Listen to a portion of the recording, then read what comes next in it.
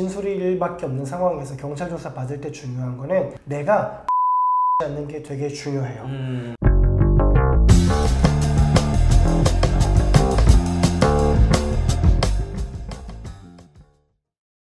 네, 안녕하세요. 오늘은 증거가 없는 사건에 대해서 이야기를 해볼까 해요. 네. 증거가 없는 사건들이 굉장히 많아요. 엄청 많죠. 예, 대표적으로 성범죄. 그 다음에 이제 시간이 너무 오래 지나가지고 증거들이 다 사라진 것들이 있고, 사기 범죄에서도 네. 돈을 현금으로 줬다, 돈을 주고 받은 사실에 대한 증거가 없는 거예요. 맞아요. 네. 실제 수사기관에서는 증거가 없는 사건, 뭐를 가장 유념해서 보나요?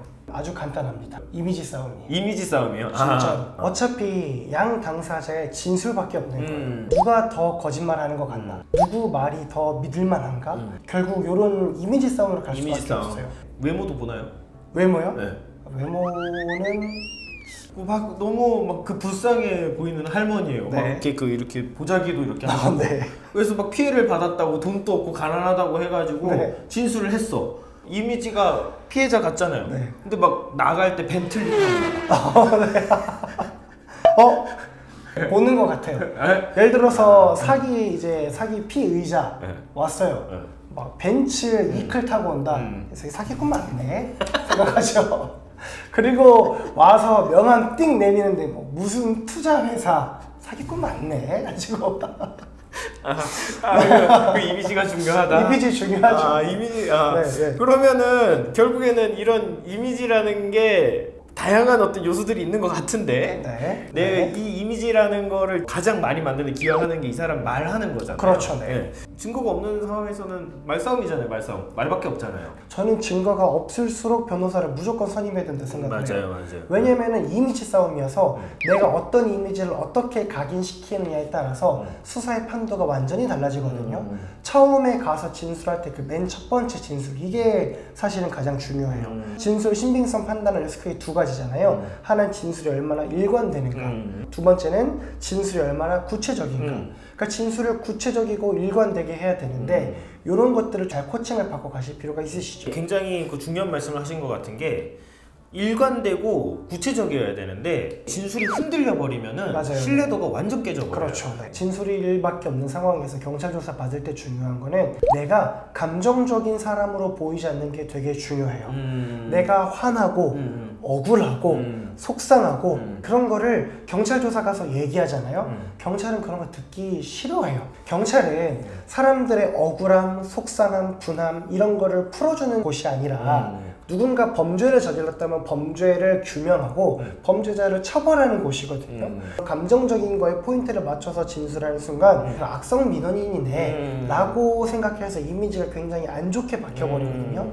그렇기 때문에 감정을 최대한 떨어뜨리고 사실의 근거에서 입각해서 진술을 하시는 게 중요하죠. 경찰도 그렇고 뭐 검사도 그렇고 판사도 그렇고 맨날 보는 사건들이거든요. 네. 그러니까 특별하지가 않아요. 이 사람들 입장에서는 이 일의 영역이기 때문에 딱 그 요건에 따라서 진술을 하고 자기가 딱 확신을 가지는 게 중요하지. 그럼요. 네. 감정적으로 공감을 해주는 사람들은 또 아니다. 그렇죠. 보니까 네. 하지 말아야 할 말들이 분명히 있어요. 사건에 별로 도움되지 않는 거. 예를 들어 볼게요. 사기 피해자분들은 그분이 저한테 반드시 5월달에 안에 갚겠다라고 하면 돈을 빌려왔어요. 그래서 제가 분명히 돈을 줬거든요. 5월달에 돈을 주지 않는 거예요. 그래서 돈 빨리 내놔라고 했더니 이 사람이 6월달까지 준다고 했어요. 잠적해서 찾아갔더니 이제 8월달에 접근해야 하는 반드시 준다고 그러고 잠적해버리고. 얘기들을 막 하는데 그렇죠. 사실 수사기관은 돈 준 게 언제다? 네. 그럼 그 이후 시점부터는 관심이 없어요. 없죠. 결국 유의미한 거, 범죄 인정에 있어서 쟁점이 되는 요소는 돈을 주기 이전까지 요소들만 쟁점이 되거든요.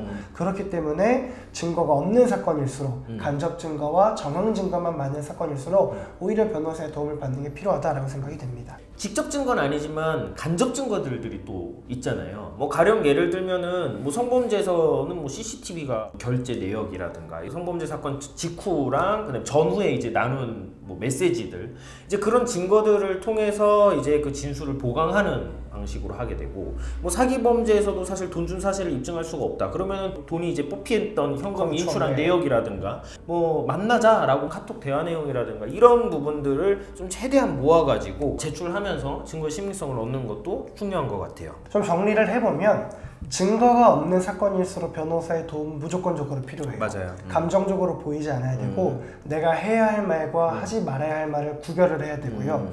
내가 첫 경찰 조사 때 가서 해야 될 말과 두 번째, 세 번째 경찰 조사 때 가서 해야 될 말이 다르고 검찰 조사 때 해야 될 말과 법원에서 해야 될 말이 또 달라요. 그렇기 때문에 변호사의 조력이 반드시 필요하다고 생각이 되고요. 반드시 좀 변호사의 조력을 받아서 사건을 준비하시면 좋겠습니다. 네, 오늘 방송은 여기까지 하도록 하겠습니다. 감사합니다. 고맙습니다.